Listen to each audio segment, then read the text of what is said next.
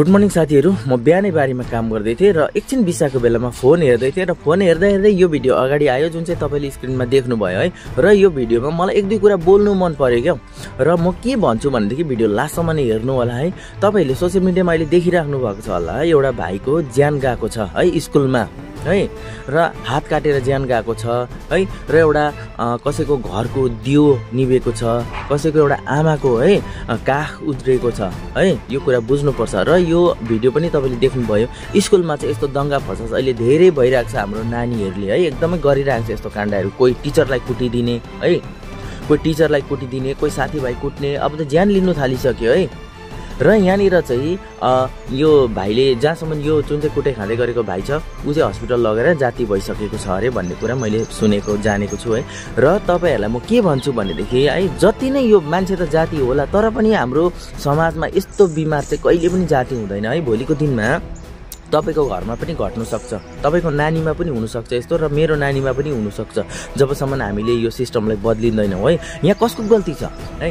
स्कुलको गल्ती हो कि हामी प्यारेन्ट्सहरुको गल्ती हो, र नानीहरुको कसको गल्ती हो यहाँ है? सबैभन्दा अगाडि चाहिँ यहाँनिर चाहिँ प्यारेन्ट्सको गल्ती आउँछ है। यहाँनिर सुन्दाखेरि तपाईलाई नराम्रो लाग्नु सक्ला। अब सबैलाई आफ्नो नानी चाहिँ फेरि राम्रै हुन्छ नि है, अर्काको नानी मात्रै पो नराम्रो देखिन्छ त हामी त है। आफ्नो नानी चाहिँ जति नै भए पनि राम्रै हुन्छ है भन्छ नि, अर्काको बुढी राम्री, अर्काको नानी राम्रो भन्छ नि। यो कुरा सही हो है, तपाईहरुले बुझ्नुपर्ने कुरा हो यहाँनिर चाहिँ। र यहाँ चाहिँ सिस्टम चाहिँ कसको गल्ती छ? नानीको गल्ती कि स्कुलको गल्ती कि हामी प्यारेन्ट्सको गल्ती है? सबैभन्दा अगाडि चाहिँ म चाहिँ सत्य हो, तितो बोल्छु तर सत्य बोल्छु, हामी प्यारेन्ट्सको गल्ती हो है। हामीले अहिले नानीहरूलाई सिकाउनु भनेको केही छैन, नानीको अनुसारमा चलेको छ है। बिहान उठ्नु नानीकै अनुसारमा, बेलुका सुत्नु नानीको अनुसारमा, फोन चलाउनु नानीकै अनुसारमा है, लुगा चाहियो नानीकै अनुसारमा, हर कुरा नानीको अनुसारमा है। उनीहरूको जिदहरू हामीले पुरा गर्दा गर्दा गर्दा उनीहरूको जिद अहिले कसैको ज्यान लिनेसम्म भइसकेको छ। यो कुरा चाहिँ तपाईले बुझ्नुपर्छ, हामीले बुझ्नुपर्छ है। अब यहाँनिर कतिजनाले स्कुलले के हेर्दैछ है, मैले यहाँ कमेन्टमा पनि देखेको थिएँ भिडियोको है, स्कुलले के हेर्दैछ, वेयर इज टिचर भन्दै गरेको क्या हो। अब डर लाग्दो है, टिचरले के गर्छ लु भन्नुहोस् त है। तपाईहरु नै हैन, टिचरले दुई थप्पड कुट्दाखेरि टिचरलाई कुट्नु जाने तपाई नै हैन, तपाईहरु नै हैन लु भन्नुहोस् त। स्कुलले के गर्छ है? सिस्टम त घरबाट जो प्यारेन्ट्स छ नि त्यहाँबाट सुध्रेर जानुपर्छ क्या है। हुने रुखको चिल्लो पात भन्छ नि है। सिस्टम चाहिँ तपाईले आफ्नो नानीलाई चाहिँ नि हामीले आफै गर्नुपर्ने हुन्छ क्या हो है। आफ्नो जस्तो हामीले फल रोपेको छौँ त्यस्तै नै फल्ने हो क्या हो। त्यसले गर्दाखेरि हामीले पहिले आफ्नो व्यवहारलाई सुधार्नु पर्ने हुन्छ र नानीहरूलाई हामीले सुधार्नु पर्ने हुन्छ। अनि स्कुलमा जाँदाखेरि अलिअलि स्कुलबाट सुध्रिन्छ है। तपाईले लाथालिङ्गै भएको नानी स्कुलमा छोडिदिने लगेर, र स्कुलमा लगेर छोडिसकेपछि स्कुलले अलिकति सुधार्नु खोज्दाखेरि एक दुई थप्पड कुट्दाखेरि तपाईँ कुदेर गएर स्कुल टिचरलाई कुट्ने, टिचरमाथि केस गर्ने, स्कुलमाथि केस गर्ने है।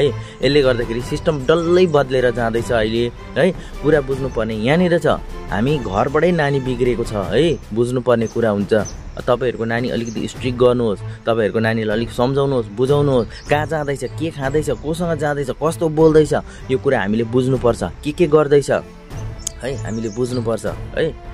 त्यसले गर्दाखेरि अहिले हेर्नुहोस् है, हाम्रो सानो सानो केयरलेस गर्दाखेरि नि, सानो केयरलेसले गर्दाखेरि बादमा त्यो कुरा ठुलो भएर जान्छ। अहिले कसैको हेर्नुहोस् नानीको ज्यानसम्म लिएको छ कसैले है। यसरी स्कुलमा खुलेआम है कुट्दैछ।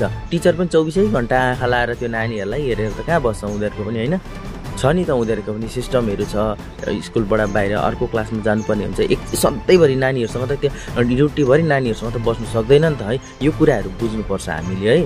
हामी चाहिँ सबैभन्दा गल्ती चाहिँ यहाँनिर सबैभन्दा ठुलो गल्ती चाहिँ स्कुलको चाहिँ म लाग्दैन, किनभनेदेखि हामी प्यारेन्ट्सहरूकै गल्ती छ यहाँनिर चाहिँ है। नानीहरूलाई चाहिँ हामीले कस्तो दिशातिर लाँदैछौँ, कस्तो कुराहरू सिकाउँदैछौँ, कस्तो कुराहरू बोल्दैछौँ हामीले, र कस्तो कुराहरू हामीले गर्दैछौँ त्यो कुराहरू सिक्दैछ, र नानीहरूलाई हामीले कस्तो कुराहरू सिकाउनु पर्ने यो कुराहरू हामी आफैमा छ है।